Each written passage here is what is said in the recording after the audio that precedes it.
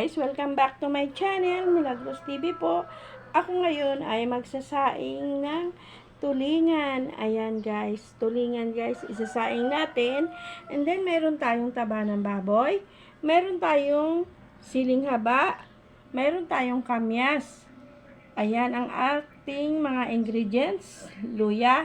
Hindi po ako nagbabalat guys ng luya kasi ganyan ang ginagawa ko. Hugasan lang ng mabuti at yan na. At mayroon tayong onion. Ayan. Ito ay talong. Ganyan lang siya kahaba guys at na talong. Guys, maraming salamat sa walang sawang pagsuporta kay Nanay Mila. Sa mga lahat po ng mga nanonood. Salamat po ng maraming salamat sa inyo na walang sawang pagsuporta dahil po sa inyo.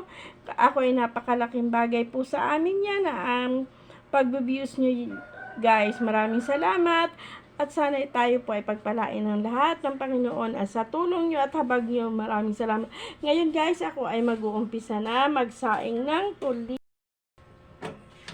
Ngayon guys, sisimulan natin ilagay ang itong taba ng baboy. Ilagay na natin ang taba ng baboy. And then, lagay din natin to guys na kamyas. Meron sa ibabaw at meron sa ilalim. Ito. Isa-isahin natin ilalagay. Yan ay pinapitpit ko na doon talaga sa palengke. Ayan na doon. Huwag naman. Ito guys. Ayan. Isa-isa ito at napakasarap nito guys sa ating sinaing na tulingan. Ito lang. Kaya tayo ngayon ay isda lang kailangan natin. Pero may baboy naman. Ay, hindi naman baboy tayo kinakain, guys. And then, ilalagay natin to guys. Sa ibabaw naman itong ibang mga ingredients. Ayan. Masarap ito kasi mayroong kamyas. Abay, napaparami ang kain natin ito, guys. Lalo na't maangang. Kailangan, pero kailangan pa rin mag-diet. Kaya, yan na. Yan. Ilagay natin ang sibuyas. Then, lagyan natin siya ng tubig kasi ito na ang aasim niyan. Yan. Magpapaasim dyan sa ano na yan. Lagyan natin siya ng tubig hanggang maluto. Ayan. Marami siyang tubig. Ayan. Sisimula na.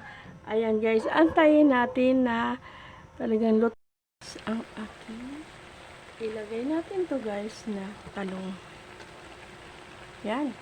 Malapit na siya maluto ang ating sinaing. Patutuyuin pa natin yan guys. Ilagay natin yung talong.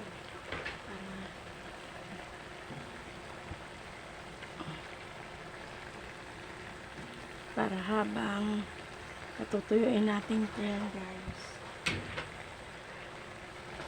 Lagay natin itong siling mahahaba. Natuyo na ito. Mahaba. Pagkasarap nito guys.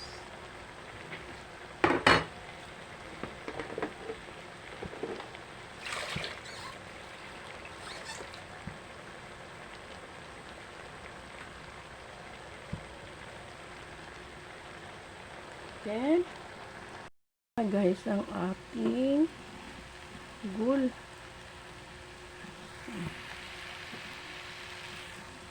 Ating yan.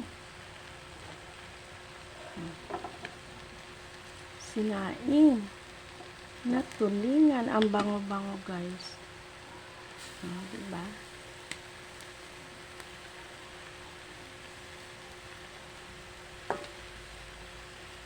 Patutuyin pa natin to guys. Bonggang-bongga. Then, ayan guys, ang ating sinaing na tulingan. Ang bango guys. Kasi kahit nasusunog na siya, kailangan maganda nga yan sa palayok. Ito guys, ang ating sinaing na tulingan. Ayan guys, Salamat po sa inyong walang sawang pagsuporta po kay Nanay Mila. Salamat po sa inyo guys. Salamat.